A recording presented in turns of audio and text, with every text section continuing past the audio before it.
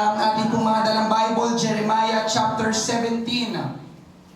Jeremias, Kabanata 17. Meron pong isang kwento ng pamilya kung saan ang kanilang bahay ay nasunog. At ang sunog ay nagsimula sa ibaba. Sa sobrang pagmamadali ay nakalabas naman agad ang mga miyembro ng pamilya maliban sa isa nilang anak. Naiwan siya sa taas ng bahay at huli na para bumaba. Lumalakas ang apoy at napupuno na ng makapal na usok ang paligid ng buong bahay at halos wala nang makita yung bata. Pero nagawa pa rin ng bata na makalabas sa bintana. Pero ang problema, dahil gabi, madilim, wala siyang makita, gawa din ng makapal na usok ng apoy. Kaya siya ay nalilito at hindi alam ang gagawin.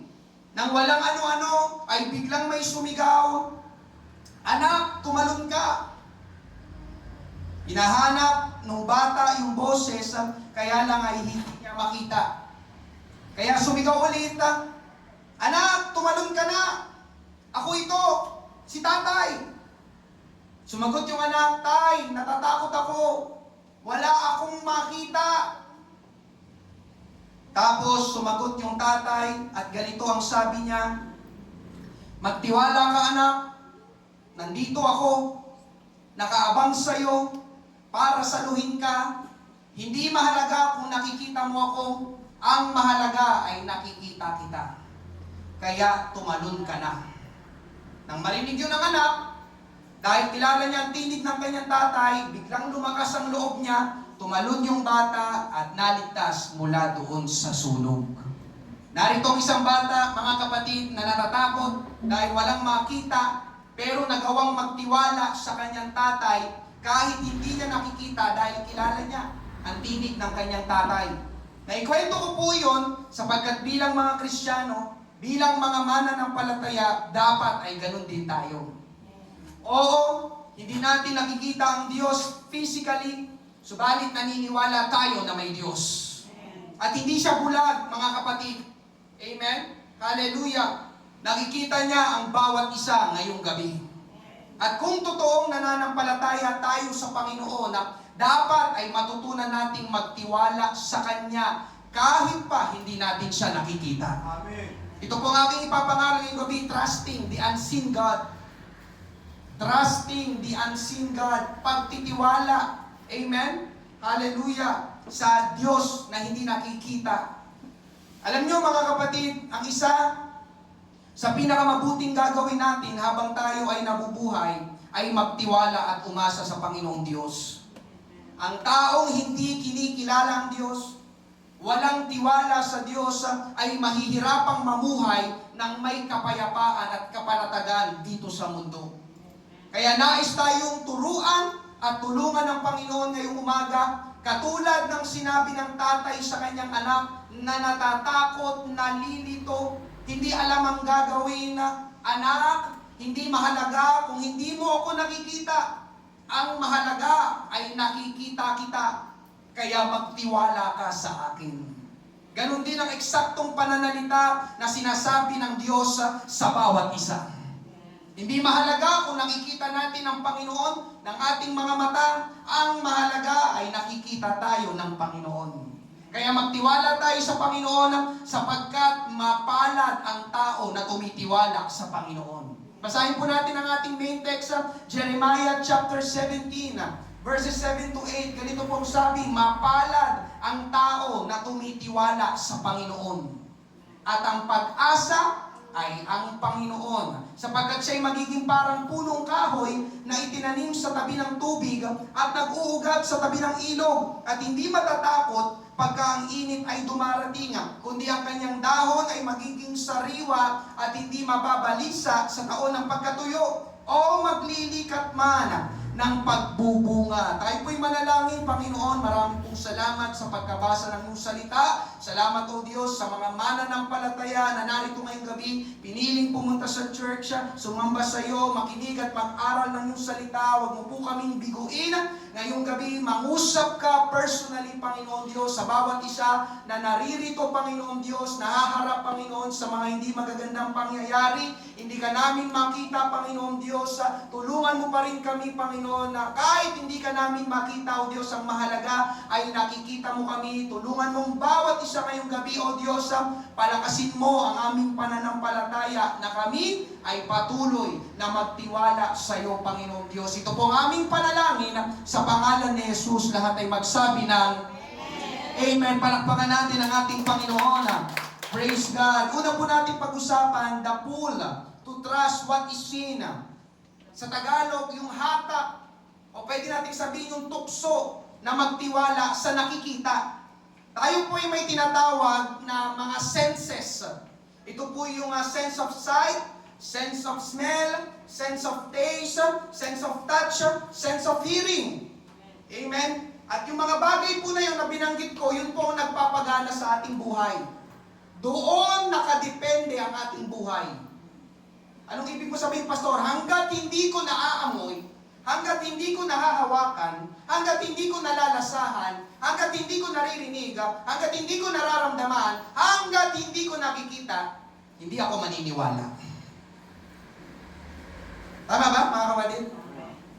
Nagtitiwala tayo sa ating mga senses. May nagsasabi nga ng ganito, tingin ko pa lang, alam ko na. Amen? Tayo ay humuhusga ayon sa nakikita natin. Di ba? Paminsan, nakarinig na ako yung kapag merong nanliligaw sa kanyang anak na babae. Amen? Di ba? Sabi minsan ng mga tatay o nanay, alam mo, anak, tingin ko sa lalaking yon, hindi siya seryoso sa'yo. Tingin lang daw, no? Tingin ko. Alam mo, tingin ko sa lalaking yon, hindi siya seryoso sa'yo. Amen? Tayo din ay kumikilatis sa pamamagitan ng pagtingin. Amen? Kapag bumili tayo ng prutas, ng gulay, alam mo ang malapit ng mabulok sa hindi pabulok. Kapag bumibili ng isda, alam mo ang sariwa sa hindi sariwa. Paano nalalaman?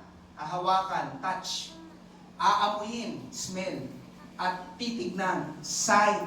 Amen? Alam natin ang pagkakaiba ng mga bagay sa pamamagitan ng mata. At tayo rin ay natututo, mga kapatid, habang lumalaki sa mga karanasan at sa mga nakikita natin. Naalala ko si Rulin, kapag nung siya'y nagkwento sa akin, siya ay natutong magluto habang pinapanood niya ng pinapanood ang kanyang nanay na magluto. Sa pamamagitan ng paningin, pinapanood.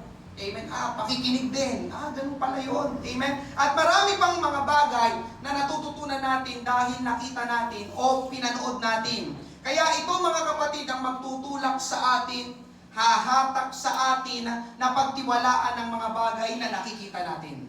Yun ang nakita ko, kaya yun ang gagayahin ko. Yun ang nakita ko, kaya yun ang gagawin ko. Yun ang nakita ko, kaya yun ang pagtitiwalaan ko. Tama po ba, mga kapatid? At ngayong gabi, pati sa ating pamumuhay bilang Kristiyano, pati sa ating pananampalataya, ay nadadala natin ang ganung pananaw. Bitbit natin yung katagang, to see is to believe. May mga Kristiyano na ang kanilang pananaw sa pananampalataya ay, to see is to believe. Sa Tagalog, kailangan ko munang makita bago ako maniwala. Amen? Tulad, mga kapatid, may isang lalaki sa Bible, tulad ni Tomas, isa sa mga alagad ng Panginoon. Pagkatapos bumangon ng Panginoong Hesus sa libingan, ay nagpakita siya sa mga alagad. Ipinakita ng Panginoon ang kanyang mga sugat sa kamay, sugat sa paa, sugat sa tagiliran. Amen? Kaya lang, mga kapatid, amen. Sorry po. Kaya lang, mga kapatid, nung oras na iyon, amen, ay wala si Tomas nang magpakita ang Panginoon. Kaya nang dumating si Tomas, amen, doon sa lugar na iyon, agad-agad may kagalakang binalita sa kanya ng kanyang mga kapwa-alagad, Tomas, nagpakita sa amin ang ating Panginoon, si Jesus. Kaya lang, sa halip na matuwa si Tomas, ay pag-aalinlangan ang bumalot sa kanyang puso. Amen? Si Jesus nagpakita sa inyo? Di ba patay na si Jesus? Ito po kasi tagpo, mga kapatid, na pinako ng Panginoon, namatay, inilibing. Kaya lang, yun nga, nabuhay ulit. Pagkalipas ng 3 araw, nagpakita siya sa mga alagad, kaya lang wala doon si Tomas. Amen? Pwedeng siguro sinabi ni Tomas, si Jesus, nakita ninyo? Si Jesus ba talaga yun? Baka multo yun. O baka guni-guni nyo lang yun. Kayo talaga, kakaisip nyo sa Panginoon kung ano-ano ng mga nakikita ninyo. Amen? Alam nyo, malibang makita ko ang Panginoon, ay hindi ako maniniwala. Amen? Tingnan nyo, basahin natin. John 20:24 to 25. Ngunit si Tomas, isa sa 12 na tinatawag na kambal, ay hindi nila kasama nang dumating si Jesus. Kaya sinabi sa kanya ng ibang mga alagad, nakita namin ang Panginoon. Ngunit sinabi niya sa kanila, malibang makita ko. Pansinin niyo sinabi niya, malibang makita ko.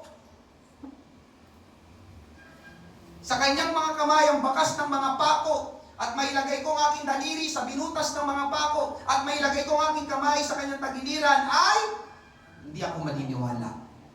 Malibang makita ko, hindi ako maniniwala. Si Tomas, mga kapatid, ay isang Kristiyanong to see is to believe. Gusto niya munang makita bago siya maniwala. Biruin niyo mga kapatid, si Tomas, 3 taon niyang kasama ang ating Panginoong Hesus. At sa 3 taong iyon, amen, pag binasa niyo mga kapatid, ang Gospel books, Matthew, Mark, Luke, John, napakaraming mga himala na ginawa ng ating Panginoon. Amen. Nandoon sila sa bangka, may bagyo, pero tumayo ang ating Panginoong Hesus. Pinatigil ang bagyo, nandoon si Tomas. Amen. At doon din, nakita rin ni Tomas, amen, yung 2 isda, 5 tinapay, pinakain ng libo-libong mga tao. Nandoon din si Tomas, nakita ng kanyang mga mata. Nakita din ni Tomas, mga kapatid, kung paanong nagpapagaling ang Panginoon, ang mga bulag nakakakita, ang mga pilay nakakalakad, bumuhay pa ng mga patay ang Panginoong Hesus. Nakita yun ni Tomas. Subalit, nang si Jesus ay bumangon sa mga patay, nagduda si Tomas. Hindi siya naniwala, hindi siya nagtiwala. Amen? Di ba dapat ang sagot niya nang ibalita sa kanya, Tomas, nakita namin ang Panginoon. Sabi ni Tomas, ba? Ganun ba? Aba, syempre, si Jesus yun eh. Walang imposible sa kanya. Amen? Di ba dapat hindi siya nagtaka o nagulat? Pero hindi, mga kapatid, binasa natin, hindi siya nanampalataya sa Panginoon. Ang gusto niyang paniwalaan pa rin na ay yung nakikita niya. Amen? Kaya isa sa mga tinuturo nitong tagpong ito, mga kapatid, pwede pala na kahit marami na tayong nakita at naranasan na himala na ginawa ng Panginoon, mga panalangin sinagot ng Panginoon, ay pwede pa rin nating pagdudahan ng Panginoon. Di ba? Ang dami nakita ni Tomas. Pero sa tagpong iyon, mga kapatid, amen? Ay, hindi ako naniniwala, malibang makita ko. Samantalang ang dami nang nakita ni Tomas. Amen po ba? Bakit? Dahil nabubuhay pa rin tayo sa pananaw na to see is to believe. Malibang makita ko muna ulit, ay hindi ako maniniwala. Kaya maraming mga mananampalataya ngayon na kagaya ni Tomas. O ang tawag sa kanila ay Thomas Christians. Amen? Mga hindi lumalago sa pananampalataya. At hindi po yon ang kalooban ng Panginoon para sa atin. Mga kapatid, ngayong gabi, nais ko pong sabihin sa inyo, amen. Yes, meron tayong mga senses, pero hindi lahat ng nararamdaman natin, hindi lahat ng naririnig natin, hindi lahat ng nakikita natin ay totoo. Amen.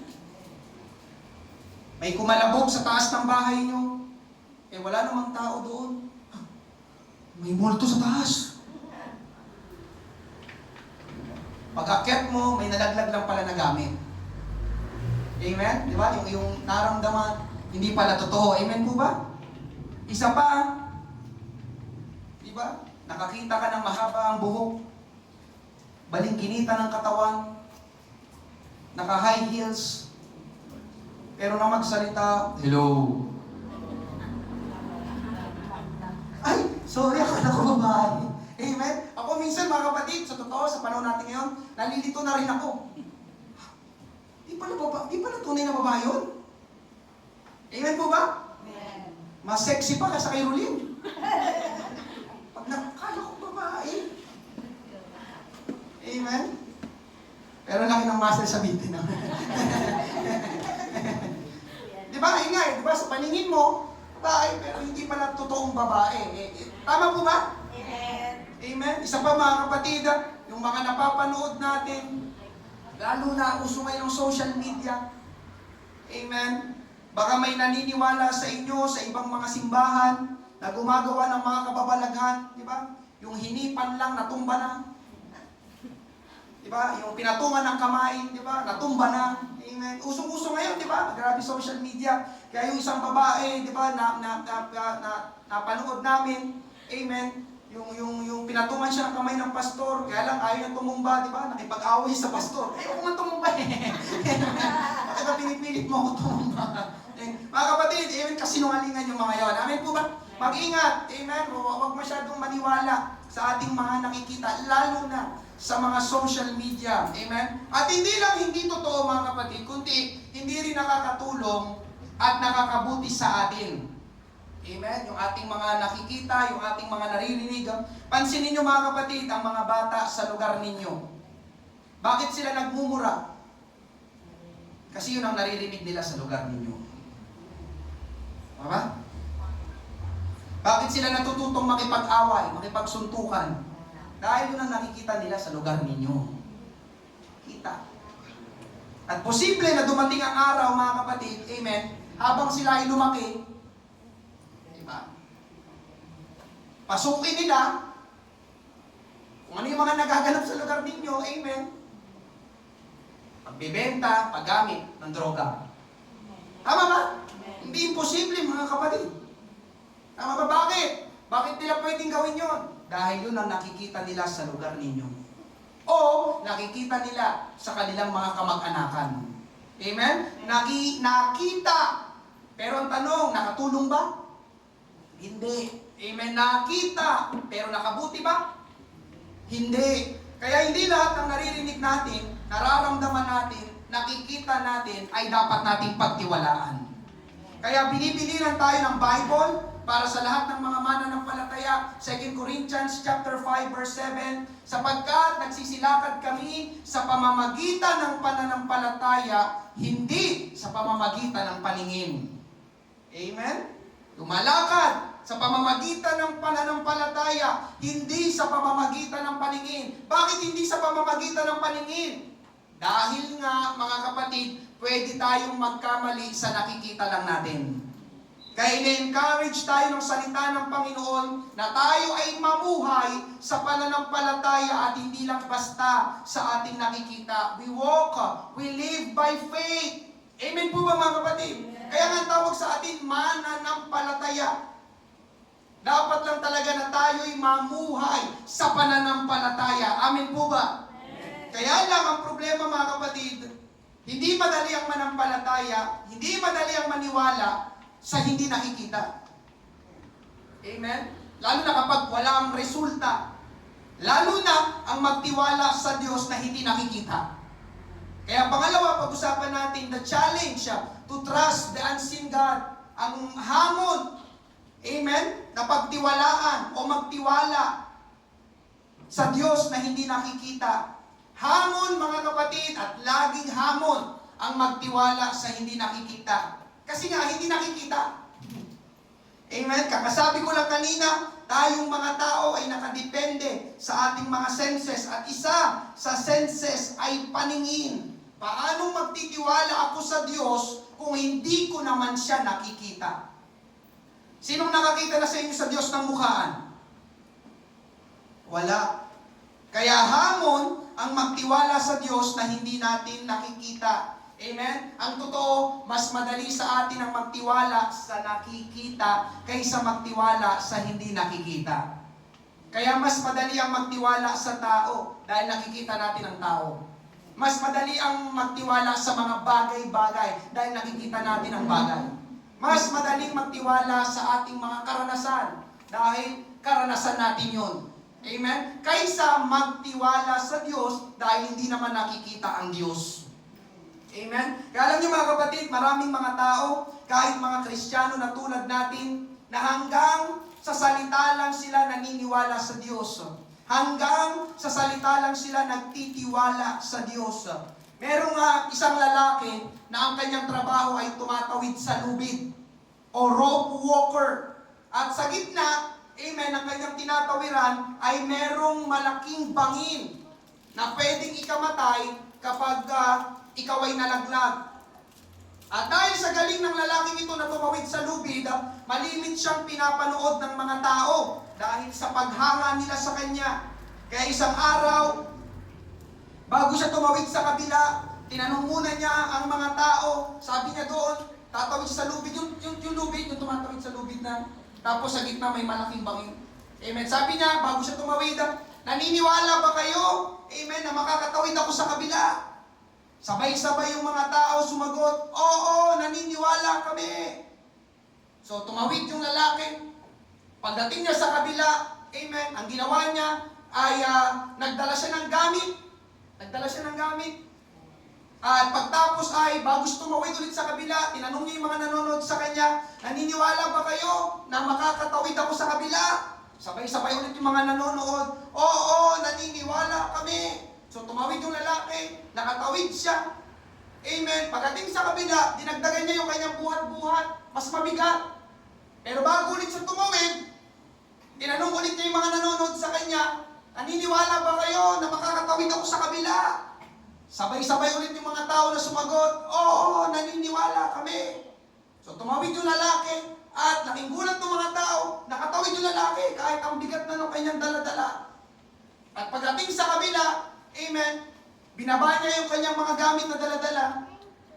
Sabi niya, nagtanong siya ulit, okay, ngayon, sinong naniniwala na ako'y makakatawid sa kabila, na pasan-pasan ko ay tao? Amen. Sumagot yung mga tao, kami, ako, naniniwala kami. So sabi nung lalaki, o sige, sa lahat ng mga naniniwala, pumunta ka dito, ikaw ang aking papasanin. Amen? Kaya lang ang problema mga kapatid, walang lumapit. Siya na lang. Pasanin mo, maglakad kayo sa lubid na malalim yung bangin na pagbabagsakan. Amen?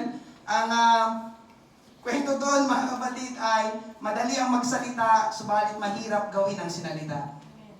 Amen? Paminsan, ganun ang ginagawa natin sa Panginoon. Sinasabi natin, naniniwala tayo sa Panginoon, pero hindi natin magawang magtiwala sa Panginoon.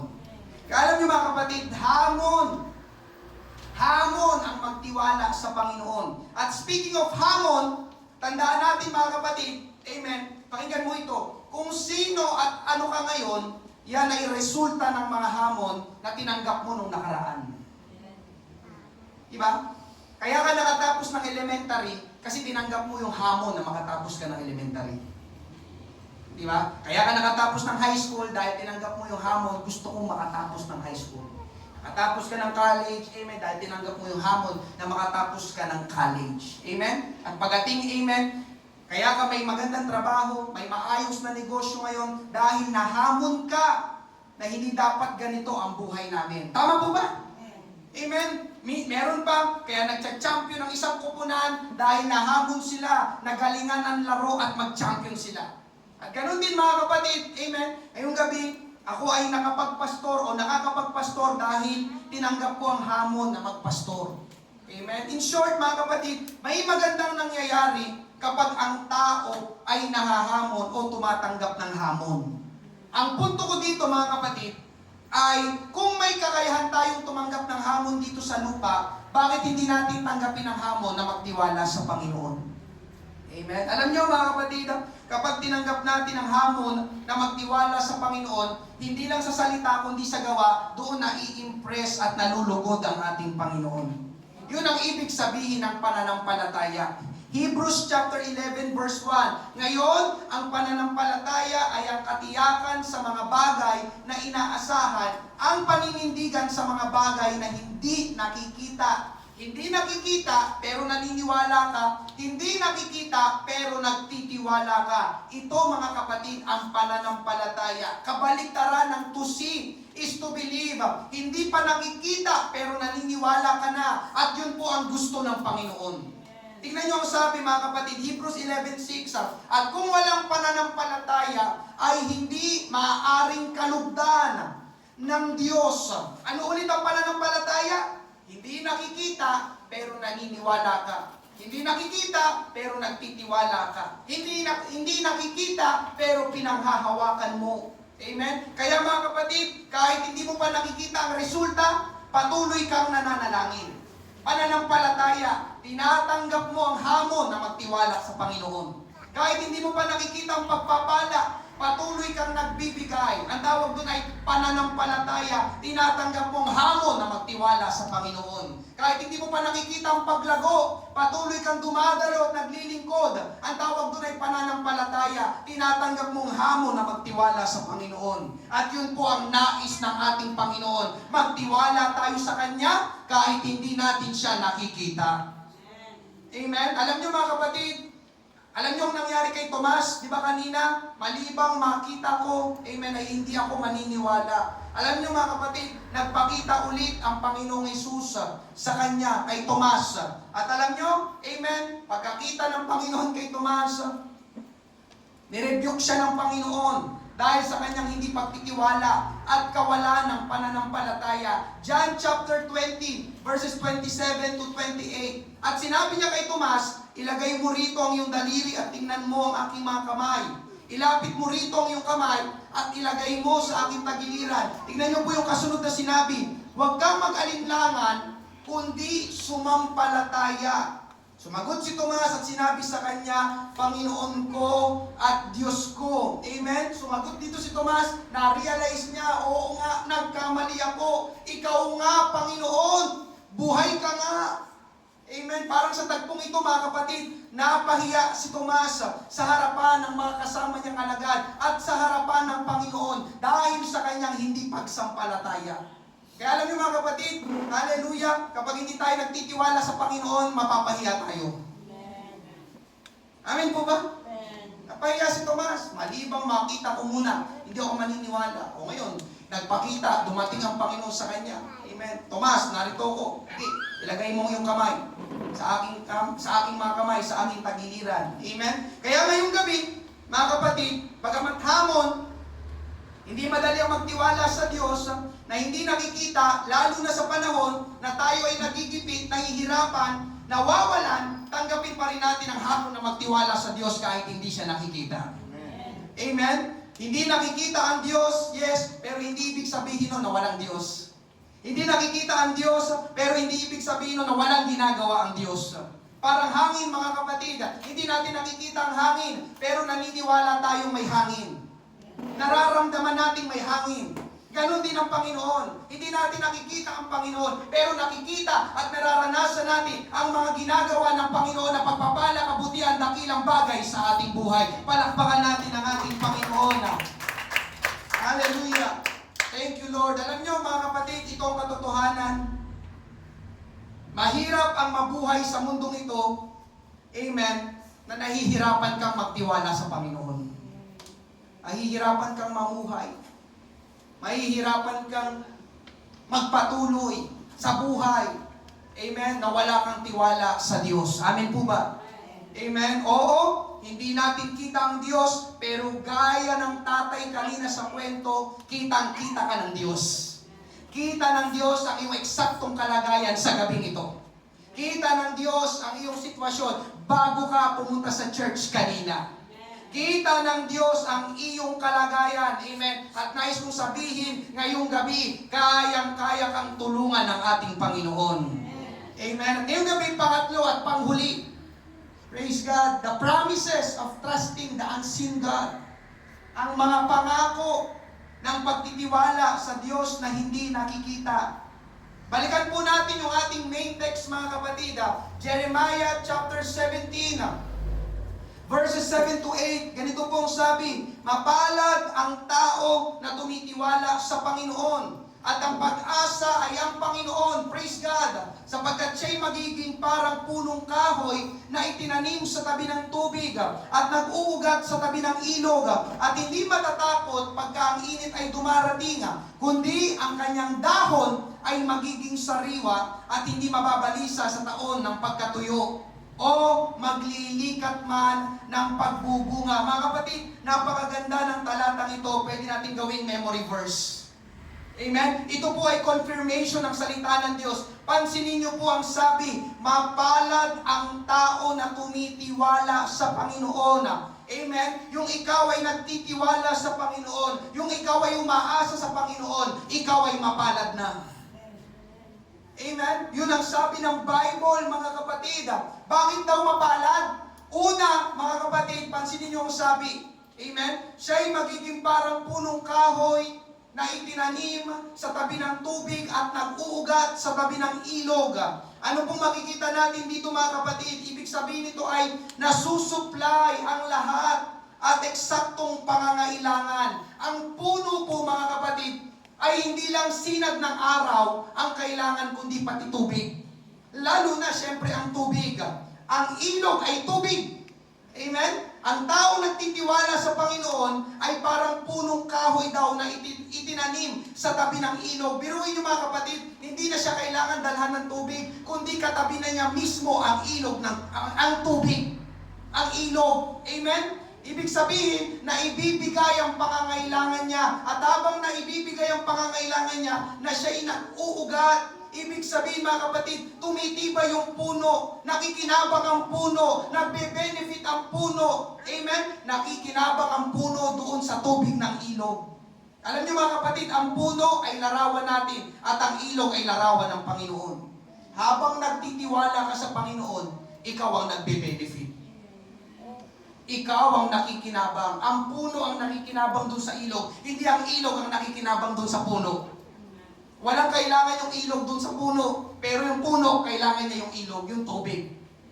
Para siya'y mag-ugat pa. Para siya'y lumaki pa. Para siya'y tumatag pa. Ganun daw ang larawan, mga kapatid, ng taong nagtitiwala sa Panginoon, na isusupply yung kanyang mga pangangailangan. Amen po ba? Amen. Ikalawa, ang sabi pa doon ay, hindi matatakot pagka ang init ay dumarating. Ang init ay dumarating. Anong ibig sabihin nun? Amen? Sinong naiinitan ngayon? Mainit na, tama ba? Amen? Summer na. Kapag mainit, mga kapatid, hindi ka mapakali, tama ba? Hindi ka komportable, tama ba? Hindi ka makatagal sa lugar na yon dahil mainit. Anong ibig sabihin ng mga kapatid? Yung init dito ay tumutukoy sa mga problema. Sino sa inyo dito komportable ka kapag may problema ka? Sino dito yung napapakali ka? Di ba? Napapakali ka kapag may problema. Ay, may problema. Salamat, may problema. Amen?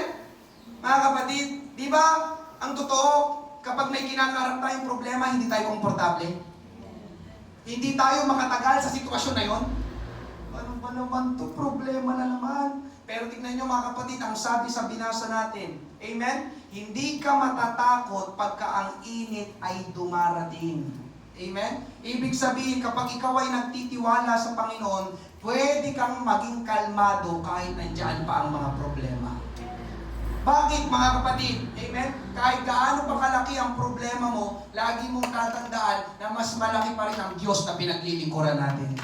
Mas makapangyarihan pa rin ang Diyos na pinaglilingkuran natin. Amen po ba? Amen. Hallelujah. Pwede mong sabihin sa problema ka lang. May Diyos ako. Amen? Kahit hindi ko nakikita ang Diyos, amen, alam kong nandyan siya at kasama ko siya sa kalagitnaan ng problemang ito at alam ko hindi ako pababayaan ng Panginoon. Amen? Kaya, mga kapatid, sa panahon ng problema at suliranin, yun nga, amen, magtiwala tayo sa Panginoon. Hindi ka matatakot. Amen? Kapag ang init ay dumarating, nandito na naman ang problema. Amen? Hindi madali kapag may problema, pero nagtitiwala ako sa Diyos. Mas malaki ang aking Diyos kaysa sa aking mga problema. Amen? Alam ko may kanta tayo nito eh. Ano yun?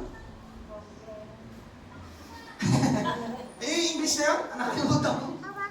Ano? God is greater? Amen? God is greater than my problems, greater than my fears. He is greater than my failings and faithful. Amen? Mas malaki o mas dakila ang Diyos kaysa sa ating mga problema. Kaya huwag mo masyadong problemahin ang mga problema. Pastor, ano kailangan gawin? Magtiwala sa Diyos. Amen? Ikatlo, mga kapatid, amen? Kundi ang kanyang dahon ay magiging sariwa at hindi mababalisa sa taon ng pagkatuyo. Ito po'y larawan ng kasiglahan at kapayapaan. Pero yun mga kapatid, kapag nagtitiwala ka sa Diyos, pwede ka daw maging masigla pa rin. Sariwa ang dahon. Hindi yung parang ikaw may problema, bagsak ang mukha, malungkot. Amen? Parang bagsak ang iyong katawan. Amen? Ito na naman. Pero mga kapatid, kapag nagtitiwala ka sa Panginoon, pwede kang maging masaya at masigla. Amen? At isa pa, sabi doon na hindi ka mababalisa. Anong kabaliktaran ng balisa? Kapanatagan at kapayapaan. Amen? Ito mga kapatid, yung mga taong alam nila na ang buhay ay umiikot. Anong ibig sabihin nun? May cycle ang buhay. Sabi doon ay taon ng pagkatuyo. Amen? Ibig sabihin mga kapatid, may panahon na sagana at may panahon ng tagtuyo. Tama po ba? At anuman ang panahon mga kapatid, mas maganda na nagtitiwala tayo sa Panginoon. Kapag maayos ang lahat, praise God, may kasaganaan, nagtitiwala pa rin sa Panginoon. At kapag tagtuyo, may kahirapan, may kasalatan, dapat nagtitiwala pa rin tayo sa Panginoon. Amen? At kahit nakakaranas tayo ng tagtuyo, may kapanatagan dahil alam natin na ang panahong ito ay lilipas din. Yes, nandito ako sa sitwasyong ito, pero alam ko, Panginoon, dadaan lang ito. May taon ng pagkatuyo, pero may taon o may panahon na bubuhos ang ulan ng pagpapala. Amen po ba?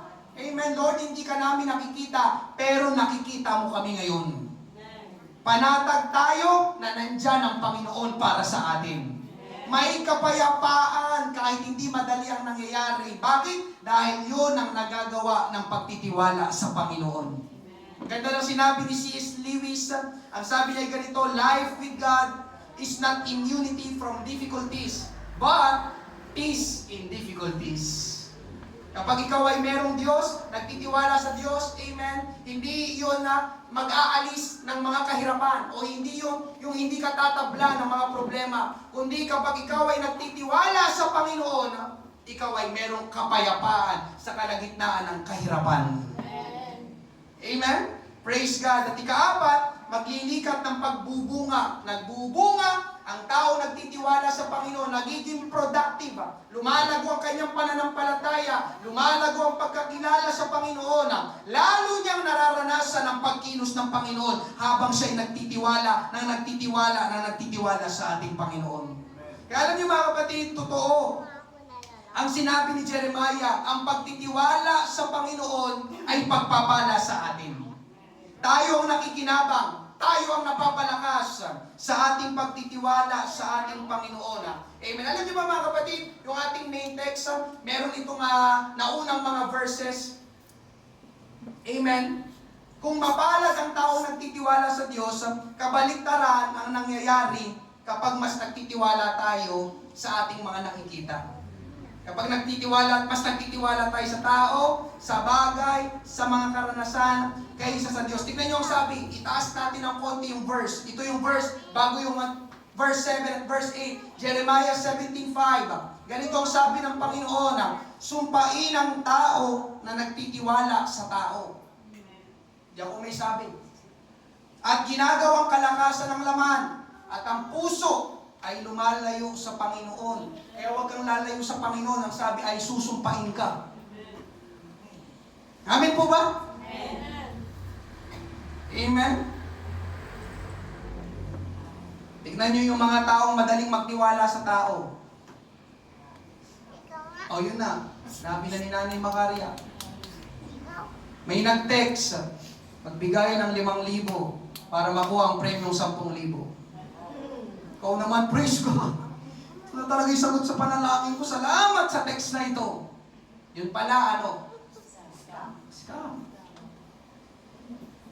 Amen? Sino ditong na-scam na? Huwag na itaas ang iyong kamay. Kamot na lang sa ulo. Bakit na-scam? Kasi madaling magtiwala sa tao. Lalo na, amen, sa taong hindi naman niya kilala. Amen? Ano ba yung scam? Nawalan ka, nadaya ka. Kaya tingnan nyo, totoo yung sabi, may sumpa kapag nagtitiwala tayo sa tao kaysa sa Panginoon. Diba? Kapag may pangangailangan, kung anong hinahanap, kung anong ginagawa. Amen. Wala akong pera ngayon na. Amen. Makapagtongit nga. Kaya makataya nga ako sa loto. O, saan ka na nagtitiwala? Di ba? Nag-gets ba, mga kapatid? At tinan mo, dami mo nang ginawa. Parang wala po rin pagpapala kasi hindi ka nagtitiwala sa Panginoon. Amen? Isa pa, mga kapatid, amen? Yung siningit ko lang itong mga halimbawa. Baka meron pa kasi dito. Kung ikaw ay nagpapatingin sa mga albularyo. O, tumahimik, meron ata.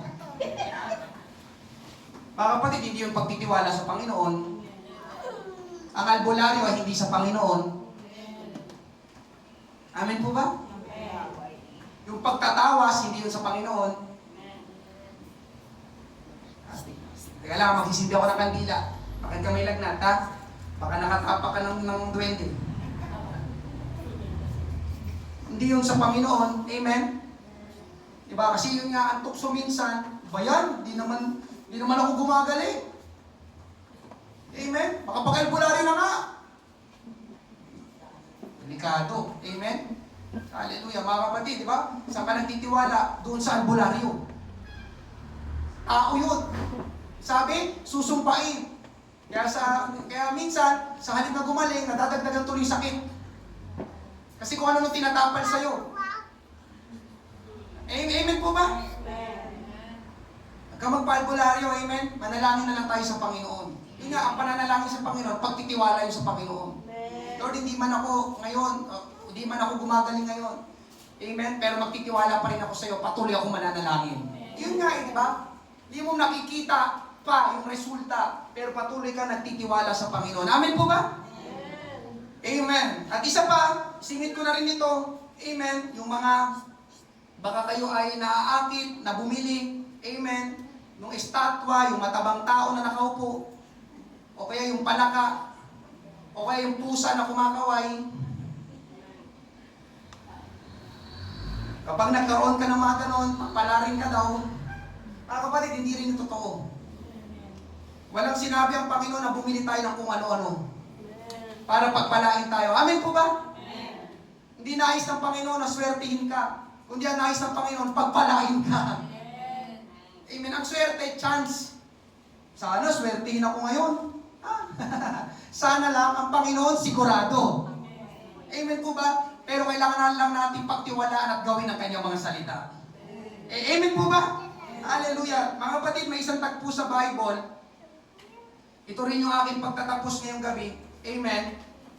Ito'y si Pedro at ang Panginoon. Basahin natin. Luke chapter 5 verses 3 to 5. Lumulan siya sa isa sa mga bangka na pag-aari ni Simon. At hiniling sa kanya na ilayo ito ng kaunti sa lupa. Siya'y umupo at mula sa bangka ay nagturo sa mga tao. Nang matapos na siya sa pagsasalita, ay sinabi niya kay Simon, pumunta ka sa malalim at ihulog ninyo ang inyong mga lambat upang makahuli. Tignan niyo yung sagot niya ni Pedro. Sumagot si Simon, Guro, sa buong magdamag ay nagpakapagod kami at wala kaming nahuli. Subalit dahil sa iyong salita, ay hiuhulog ko ang mga lambat. Narito po si Pedro, mga kapatid, siya isang mangingisda. Buong magdamag silang ng isda, pero wala silang nahuli. At nang mag-umaga na, dumating ang Panginoon, nagturo, at pagkatapos niya magturo, inutusan niya si Pedro na pumunta sa mas malalim at ihulog ang lambat. Pero sabi ni Pedro, Guro, walang buong magdamag, kami ay walang huli. Amen? Alam niyo mga kapatid, gabi kasi, kapag pinag-aralan nyo, hindi naman po ako nangingisda. Gabi hanggang madaling araw ang pinakamagandang oras ng pangingisda. O kapag gusto mong makahuli ng maraming isda. Gabi hanggang madaling araw, alam ito ng mga mangingisda. Amen? Kaya pansinin nyo pa minsan, di ba?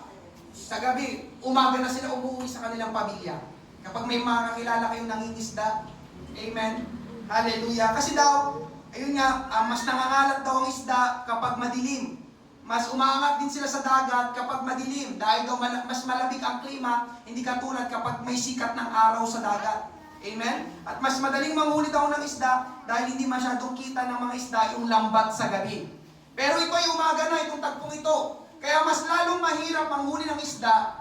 Amen? Kaya makikita natin dito mga kapatid, mahirap yung pinapagawa ng Panginoon.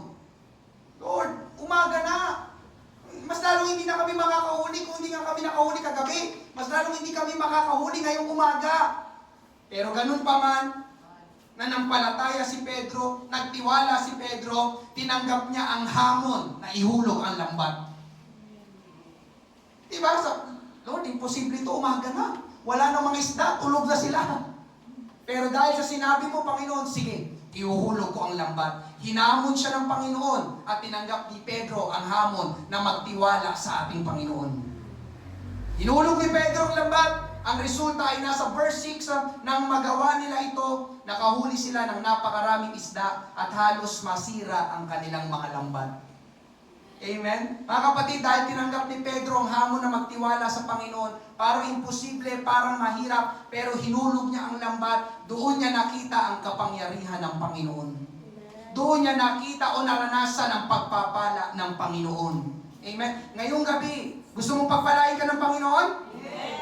Gusto mo maranasan ang pagkilos ng Panginoon? Amen. Parang imposible? Ang hirap magtiwala sa hindi nakikita? Mga kapatid, ang dapat natin gawin pa rin ngayong gabi, magtiwala tayo sa Panginoon. Pagtitiwala na may kasamang gawa, amen, yun ang hinahanap ng ating Panginoon. At doon, magsisimulang kumilos ang Panginoon sa ating buhay. Amen? Pagtatapos mga kapatid, ang ating Panginoon, ang siyang palagi kong ipinapangaral sa inyo, anuman ang panahon, umaraw man o umulan, siya ay nananatiling Diyos. Ano man ang dumating na pagsubok sa ating buhay, siya ay nananatiling tapat. Ano man ang nangyayari sa ating kapaligiran, siya ay nananatiling mabuti sapagkat ang ating Panginoon ay hindi nagbabago.